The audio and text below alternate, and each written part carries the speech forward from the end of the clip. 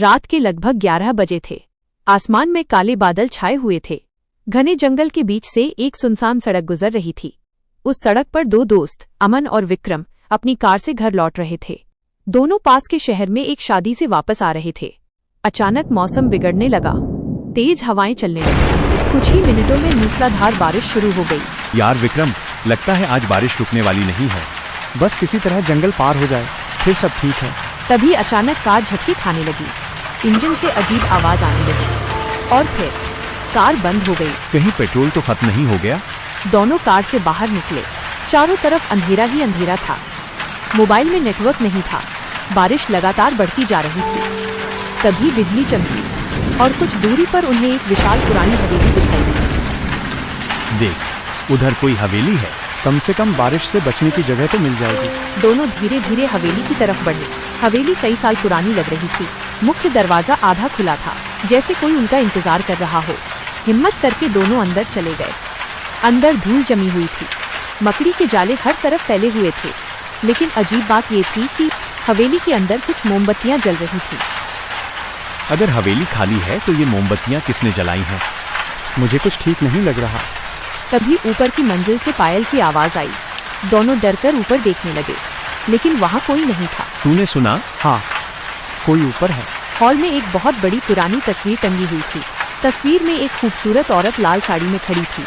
उसकी आंखें अजीब लग रही थीं। ऐसा लग रहा था जैसे वो दोनों को घूर रही हो। ये तस्वीर मुझे पसंद नहीं आ रही। समय धीरे धीरे गुजरता गया। रात के 12 बज गए। अचानक हवेली का मुख्य दरवाजा अपने आप बंद हो गया। किसने बंद किया? लेकिन दरवाजा नहीं खुला। दोनों अंदर फंस चुके थे। हवेली की तलाशी लेते हुए उन्हें एक पुरानी डायरी मिली। डायरी हवेली के मालिक की थी। उसमें लिखा था, अगर कोई ये डायरी पढ़ रहा है तो तुरंत इस हवेली से निकल जाओ। यहाँ रहने वाली रागनी अब इंसान नहीं रही। रागिनी कौन थी? आगे लिखा था, रागनी इस हवेली के मालिक की बेटी थी, जिससे शादी का झूठा वादा करके एक आदमी ने उसे धोखा दिया।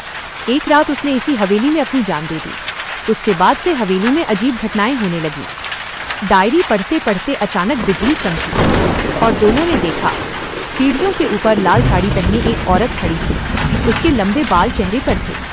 विक्रम, ऊपर देख। विक्रम ने ऊपर देखा, लेकिन अगले ही पल वो औरत गायब हो गई।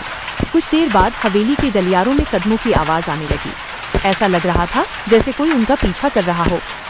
दोनों भागने लगे, लेकिन जितना भागते उतनी ही आवाज करीब आती जाती। एक कमरे में पहुंचकर दोनों छिप गए। वहां एक पुराना आईना लगा था। आईने में दोनों खुद को देख रहे थे, लेकिन अचानक उनके पीछे लाल साड़ी वाली औरत दिखाई दी। दोनों घबराकर पीछे मुड़े, लेकिन वहां कोई नहीं था। जब दोबारा आईने की तरफ देखा, औरत बिल्कुल उनके पीछे खड़ी थी। भागते भागते वे तहखाने में पहुंच गए। वहां उन्हें पुराने अखबार मिले। उनसे पता चला कि रागिनी ने आत्महत्या नहीं की थी, बल्कि उसकी हत्या की गई थी और हत्यारा उसका प्रेमी था। उसने हवेली की दौलत के लिए रागिनी को मार दिया था। अचानक पूरा तहखाना हिलने लगा। ठंडी हवा चलने लगी और लाल साड़ी वाली चुड़ैल उनके सामने प्रकट हो गई। उसकी आंखें लाल थीं, चेहरा भयानक था, लेकिन वो हमला नहीं कर रही थी। वो बार बार एक दीवार की तरफ इशारा कर रही थी। लगता है वो हमें कुछ दिखाना चाहती है। दोनों ने दीवार तोड़ी। अंदर एक इंसानी कंकाल मिला, साथ ही हत्या के सबूत भी मिले। यही रागिनी का शव था, जिसे वर्षों पहले छिपा दिया गया था। जैसे ही सच सामने आया, चुड़ैल का चेहरा बदल गया। अब वो डरावनी नहीं लग रही थी।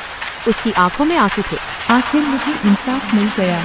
इतना कहकर वो हमेशा के लिए गायब हो गई। उसी समय हवेली का मुख्य दरवाजा खुल गया। बारिश भी रुक चुकी थी। अगले दिन पुलिस को बुलाया गया। कंकाल और सबूत बरामद हुए। सालों पुराना रहस्य आखिरकार सुलझ गया।